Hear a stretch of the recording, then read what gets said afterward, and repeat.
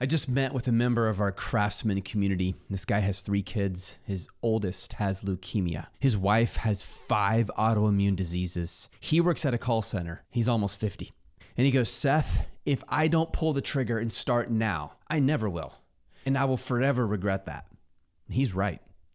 But before you pull that trigger, I strongly recommend you first think through what business model you want to take on, because things have changed drastically in just the last 90 days. And with the introduction of AI, change is happening at lightning speed.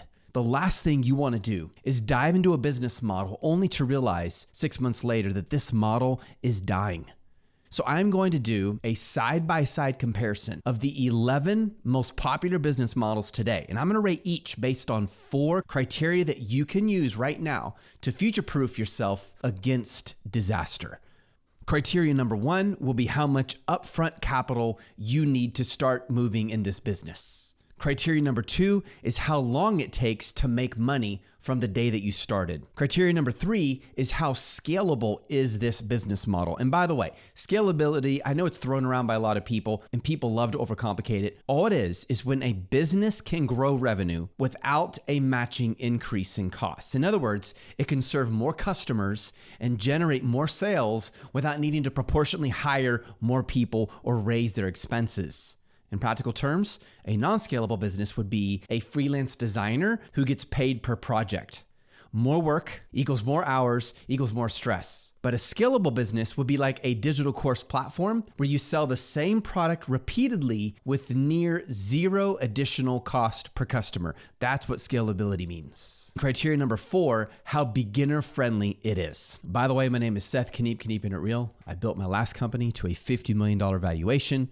I'll give you a quick example of the sales we got. Here's just a few examples. This month was almost $1 million. This month was $282,000. This is $338,000, $332,000. And it's important that you know that these sales came from the digital course business model, building a course and selling it to people. Okay, here we go. Let's begin in the top left corner. Let's talk about affiliate marketing. Now, what are examples of affiliate marketing? Amazon Associates. They have a great affiliate marketing program. ClickBank has been around for years now. They're huge. ClickFunnels, even though they're not primarily an affiliate program, they're an example of a company that has an affiliate. Basically, I sell your product and you pay me a percentage. I bring you Bobby McGee to buy your product, so I might get like 30 or 40% of the sale. That's all affiliate marketing is. Startup capital needed, it's pretty minimal. $100 to $1,000, depending on what kind of product you're going to be an affiliate for and how much marketing it takes. Basically, you are marketing someone else's product. And every time someone buys it, you're getting a percentage of the sale. Time to first revenue, about 2 to 6 months, not too bad.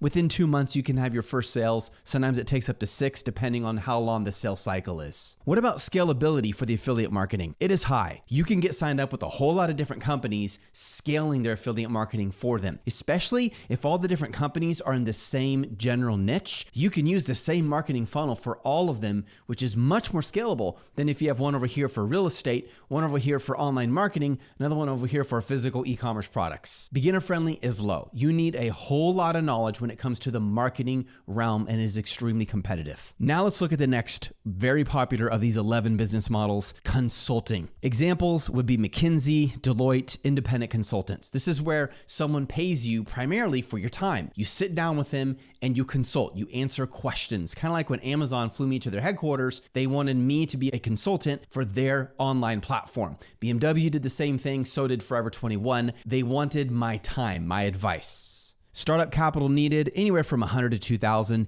It depends on who you're consulting for and how much materials you need to get your name out there. Time to first cash is fast. All you need to do is win one client, have them pay 50% up front, and you have money immediately. But from starting to winning that client could be a few months because of the marketing time. Scalability is very low because they're paying you for your time. This is the part I like least about this model. People are paying you for your time. I don't want to be paid for my time. I'd rather build an asset that makes money for me even when I'm sleeping. So when I wake up, I'm wealthier than when I went to bed. That's just being smart. Now, granted, you could make this more scalable if you hire people, but it also makes it more complicated because now you have to increase your operational expenses as well as paying staff. Beginner friendly is medium, and as a consultant, people expect you to be an in-depth expert on whatever topic you are teaching, and that could be years of training to get there. Let's look at the next model, content media. This one is huge today. Like, it's everyone's trying to get into content media. Can't wait to show you this one. So examples would be having a YouTube channel, a TikTok channel, a podcast channel. Examples of monetizing would be, well, you have enough subscribers, a few million on YouTube, so now you can be a sponsor for different companies. Mr. Beast, he stops and says, hey, I'm sponsoring Shopify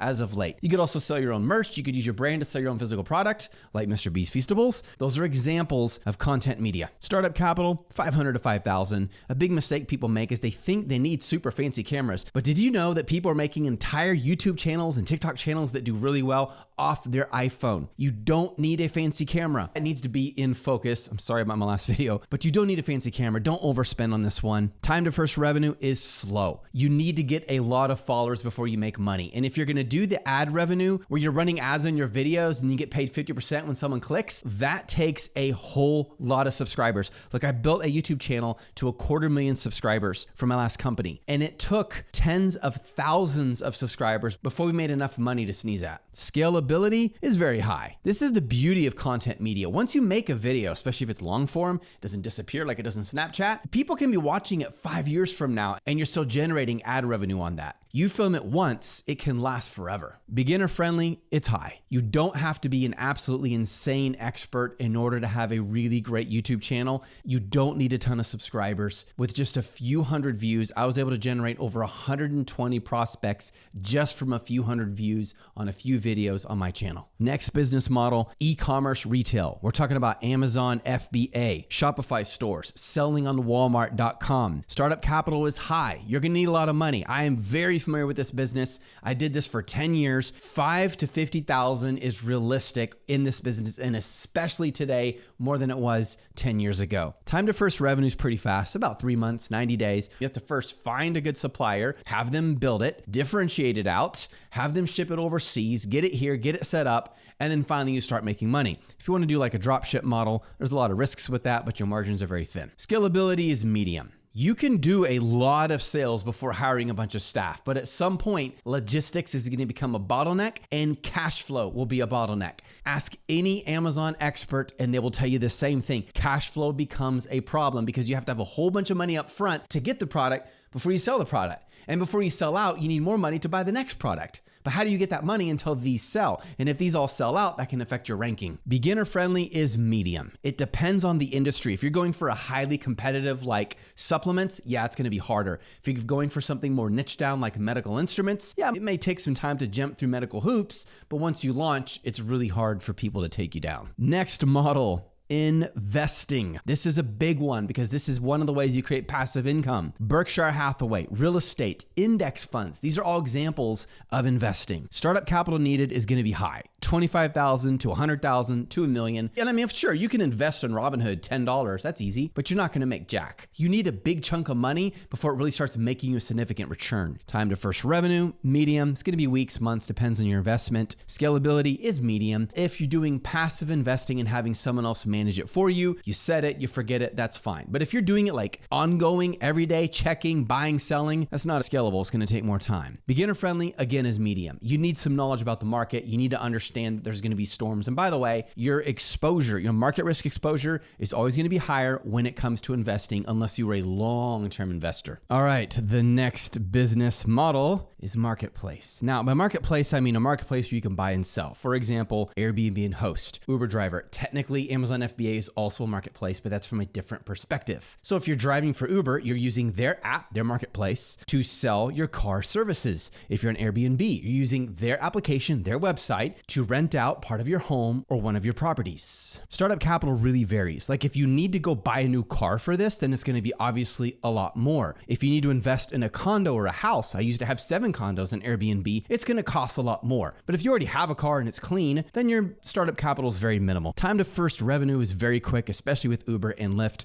I mean, you get paid almost immediately, so that's nice. Airbnb obviously takes a little more time. Scalability is low because, again, especially when you're driving, doing rideshare like Uber and Lyft, you're being paid for your time. Now, unless you hire a fleet of a bunch of drivers, although your profit margins would be really slim, then you can make it scalable. On Airbnb, it's a little more scalable, especially if you have cleaners to come and do it for you versus you doing it yourself. Beginner friendly, it's medium. Driving a car for Lyft or Uber, almost anyone can do it if you're a half decent driver. Doing Airbnb is going to be more complicated, especially because it's more saturated than it used to be. Okay, let's look at the next model. How about software as a service? Examples would be Notion, Calendly, ConvertKit, where they are selling the software and people are usually paying a subscription fee to use the software, and often there are different tiers and upgrades. Startup capital, anywhere from 10,000 to 100,000. It's a lot of money. You got to pay developers to build out that software. Time to first revenue is going to be slow. It takes months to build. You got to test it. You want to get your product into the market as fast as you can, minimum viable product, MVP, and then optimize it as you get feedback. Not unlike what Epic Games did with Fortnite. When they launched that thing,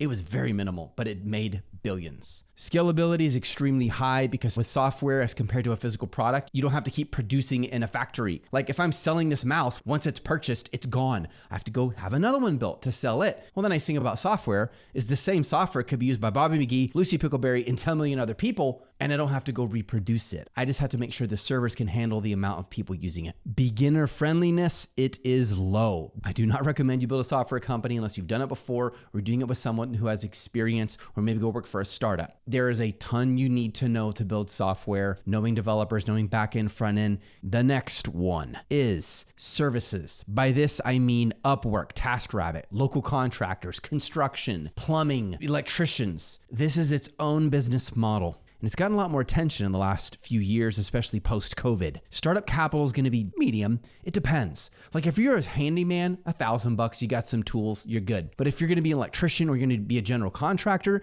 you're going to need a lot more. Maybe even a truck with a toolbox. Time to first revenue is fast. Once you get the job, typically they pay you 50% up front, and then you finish the job and they pay you the remaining amount. If you're having an entire house built, which I've done multiple times, then it's going to be in different stages, like 4 to 5 to 6 different payments over the period of a $400,000 home. Scalability is low, again, because you can only have so many projects going at the same time. Here's a good way to test scalability. If it requires a huge company in order to scale, it's less scalable. How many construction companies do you know that are small and are doing hundreds of homes or hundreds of commercial properties? It just doesn't exist. You have to be big, which means you need a lot of staff and operations to run and have project management. What about beginner friendliness? It's medium. It depends. If you're a handyman, you may have grown up fixing things, easy for you. Or you fix computers, you fix phones, no problem. But if you're a plumber, if you're an electrician, you need certain levels of certification, like apprenticeship, all the way up to journeyman. So it's not as beginner friendly in those specialized industries. All right, let's look at the next one. Subscription services. For example, Netflix, Spotify, Dollar Shave Club. This is where people are paying a subscription in order to access your service. Now, I know there's overlap between this and SaaS, software as a service. I get it. But still, this needs its own category because what are you going to do with the Dollar Shave Club? Spotify,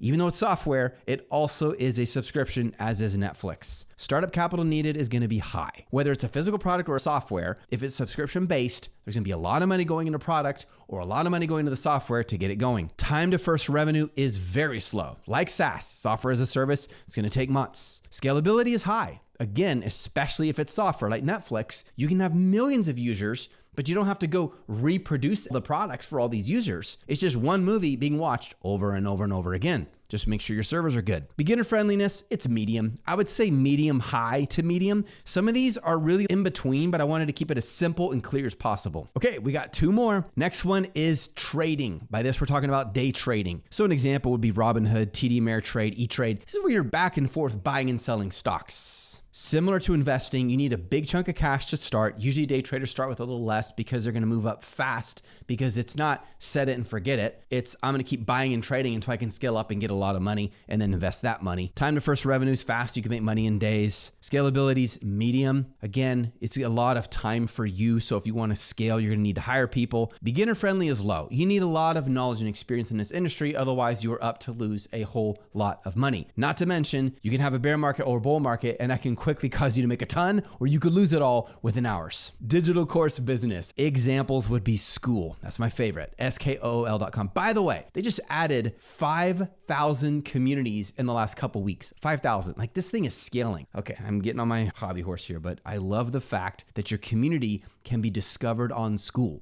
Like Google, the more activity you have, just say you teach knitting, if someone searches knitting, you're gonna pop up and they find you on Skool. Super cool. What about startup capital? Very low. $100 to $300. You just need some software. That's it. Because remember, you're building a digital course. It's not a physical product. So it's going to take time to build the course. For our clients, we make sure they can do it within 2 weeks. That's our goal. And we use AI to help them really speed up that process. Time to first revenue, it's fast. It's 1 to 2 months. The reason I say 1 to 2 months versus weeks is you need to build the course first in your funnel, but as soon as you launch to the market, you can start getting sales. I've seen people within 30 days start getting several $1,000 sales a piece. I've also seen other people move up to $10,000, $20,000 a month within 90 days. And the scalability on this is incredible. Again, because you build one course and you sell it to many people. Build it once, sell it thousands of times. That's the model. Beginner friendly is high. Here's why. If you are a consultant and someone's going to consult with you, they need to know you have super in-depth knowledge on a particular topic so deep that you can answer custom questions that are unique to their situation. That is very different than building a course.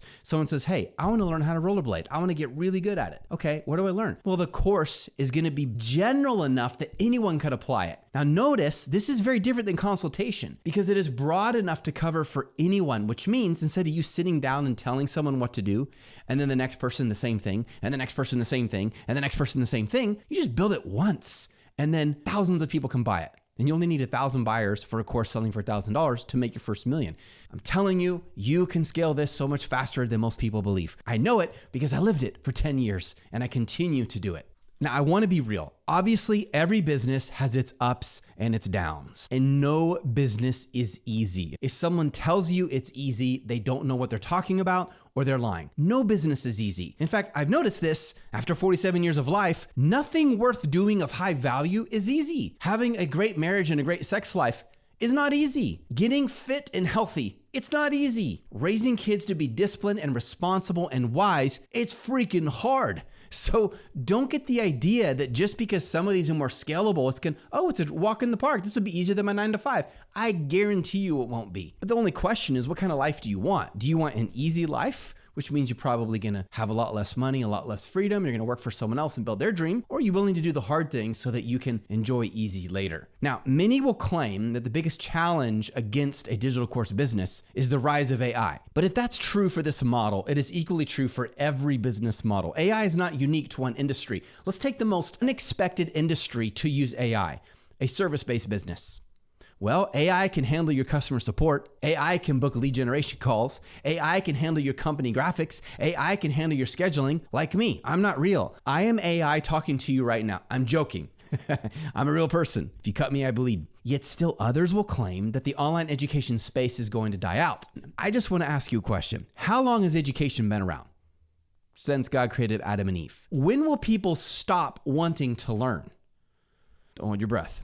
Learning is innate to how God created our brains. I mean, yeah, the vehicles of education change. Education can be gained through personal experience, apprenticeships, especially back in the 16 and 1700s, books, traditional classroom education, lectures. Now today it's more online videos and communities, blogs and courses. But notice what has not changed through thousands of years. Humanity's desire to learn. And as long as you're on top of what's changing in the vehicle, the method of getting the information across, you can do amazing. For example, right now, Skool is the #1 place to be when it comes to building an online education business. Hands down. Better than Circle, better than Mighty Networks. I should do a video comparing these. Just take a quick look on Skool and you will see regular people like you and me going from $0 to $10,000 to $20,000 to $50,000 to $100,000 a month. People from all walks of life. And some of these people had no idea what they were doing when they started. Courses on knitting, pickleball, dog training, how to hire staff, how to sell products, how to invest in real estate. I mean, let's just look right now. Check this out. So I'm just going to scroll through. I didn't even search anything, just scroll through. Okay, $119 a month, 1,400 members, almost 14,000 members paying $130 a month. I mean, this is insane. 1,300 members paying $9 a month. That's still not bad. 1,000 members paying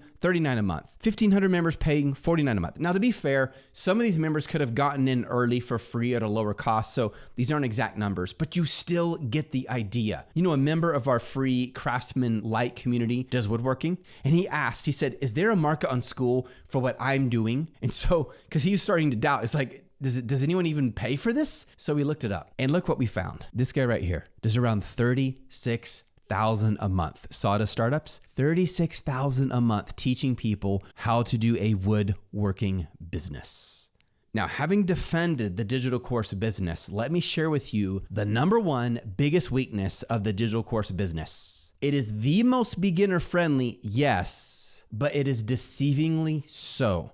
A lot of people try to do it on their own. And every single time this happens, every time, not some of the time, every time, three things happen. And by the way, the reason I say that so adamantly is I've coached over 10,000 online entrepreneurs. I have seen a ton in the online industry. And I'm telling you, every time someone tries to do it on their own, these three things happen. Number one, it will cost you momentum. Unless you've been running a digital course business for years, going out on your own will end up with you doing a lot of guessing. Guessing kills momentum, and it is mentally and emotionally draining. Let me ask you this. Would you rather be someone trying to figure it out by themselves or building your course business with a guide who has done it successfully for 10 years? It's like climbing a dangerous mountain. Would you rather go with a guide who's been up and down this mountain over and over again for over a decade? Or would you rather go out by yourself and put yourself at risk, running out of oxygen, freezing to death, falling off the crags? Number two, it will gamble your money. And I use that word gamble intentionally. When you pay someone with experience to help you, that is an investment. It's an investment in you and your future. But when you spend money trying to figure things out on your own, it's a gamble. And it's this weird thing, especially us as men, we want to be independent. So we're like, oh, I'm going to figure it out. I'm a lone wolf. I can do this. I'm just going to hustle and make it happen. This was me, and it was a big mistake. And it wasn't until months later I realized what I'm doing is dumb. I need to get help because it will long-term save me so much more money. And they'll end up making a lot more too. I've worked with thousands of business owners. I guarantee you will end up spending far more money trying to figure it out by yourself than investing in someone who puts you on the fastest path to creating cash flow while showing you what pitfalls to watch out for. And that's another big one. Go with someone who's already made a lot of mistakes so you don't have to make the same ones. Third, if you try doing a digital course business by yourself, it will cost you precious time. I didn't value my time very much until I started making a lot of money. And then I realized, wait a minute, like, why am I spending time mowing my own lawn? Now, if you want to do that for exercise or just to get out, that's fine. But why would I try to save money mowing my own lawn when I could spend that hour selling a digital course business, making $1,000 an hour, like $50 to mow the lawn, so I can make $1,000 during the same hour selling my digital course? But without a mentor, you make far more mistakes. And mistakes are a huge time suck. Time is that one asset you never get a refund on. And once a day's gone, it's gone forever. There's also time lost when you weren't making money. So it actually creates a double loss. When I launched my first course, teaching people how to sell on Amazon, I couldn't get anyone to buy my course. I spent hundreds of hours trying and failing and trying and failing. And I tried everything. I tried funnels. I tried organic marketing. I tried ads. I was that guy who lost momentum, money, and precious time. But once I got help from a mentor, everything changed. That is when I broke the $100,000 a month barrier in 90 days. Literally went from a few thousand a month to $100,000 a month in 90 days. How? Because I paid someone to show me all the mistakes I was making, not to mention the investment made me think, okay, I have to make this work. If you believe that the digital course business is for you and you don't want to do it by yourself, join Craftsmen Lite. It's free, by the way. It's a community of men of faith on fire to succeed. Just click the link below, request to get in. We'll let you come in, and we're going to help you. I'll see you then.